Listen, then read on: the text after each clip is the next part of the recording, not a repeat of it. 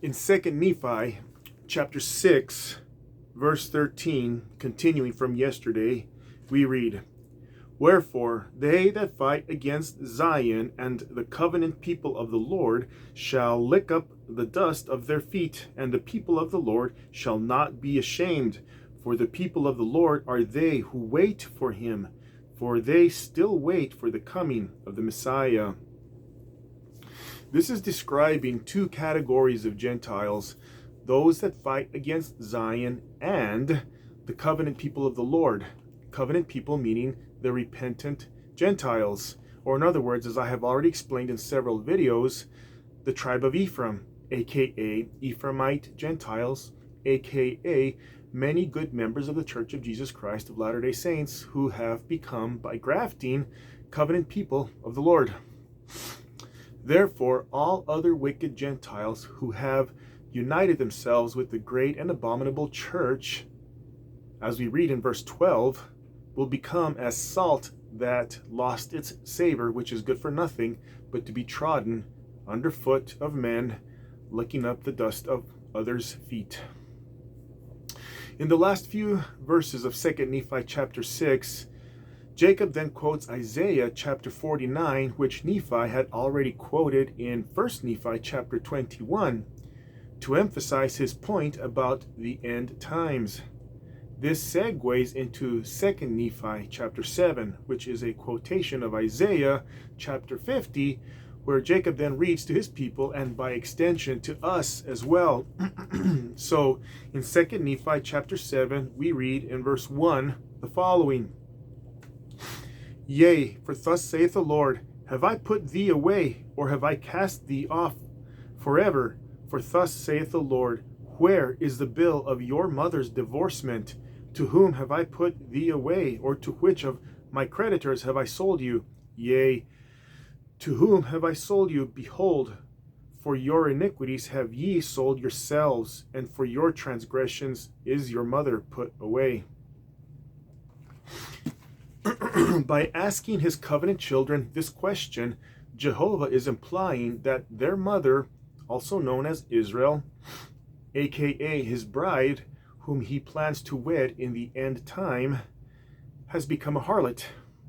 The Old Testament is full of example after example of the idolatry of the Israelites who have prostituted themselves time and time again. Let's look at some other scriptures. In Jeremiah chapter 11, verse 15, we read, "What hath my beloved to do in mine house, seeing she hath wrought lewdness with many, and the holy flesh is passed from thee? When thou doest evil, then thou rejoicest." In Ezekiel chapter 16, verses 15 through 17, we read, "But thou didst trust in thine own beauty, and playedst the harlot because of thy renown, and pouredst out thy fornications on every one that passed by, his it was.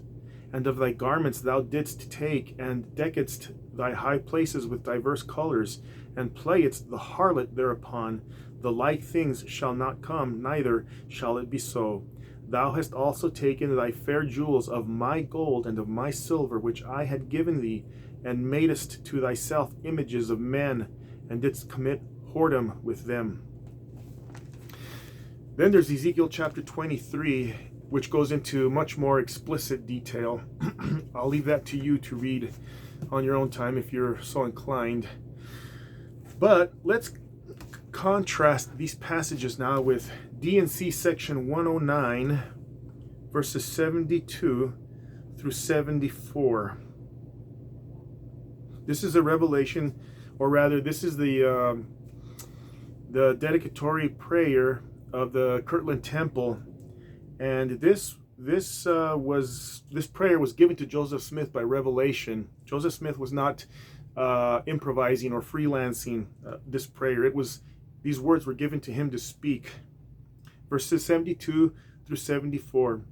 "Remember all thy church, O Lord, with all their families and all their immediate connections, with all their sick and afflicted ones, with all the poor and meek of the earth, that the kingdom which thou hast set up without hands may become a great mountain, and fill the whole earth, that thy church may come forth out of the wilderness of darkness, and shine forth fair as the moon, clear as the sun, and terrible as an army with banners, and be adorned as a bride for that day, when thou shalt unveil the heavens, and cause the mountains to flow down at thy presence, and the valleys to be exalted, the rough places made smooth, that thy glory may fill the earth. Incidentally, we read in verse 60, part of this prayer which Joseph Smith was speaking. Now these words, O Lord, we have spoken before thee concerning the revelations and commandments which thou hast given unto us, who are identified with the Gentiles. So again, the repentant Gentiles are the people of Ephraim, the tribe of Ephraim, the members of the church. They are the children of Israel, the bride, who Jesus Christ or Jehovah plans to wed in the end time.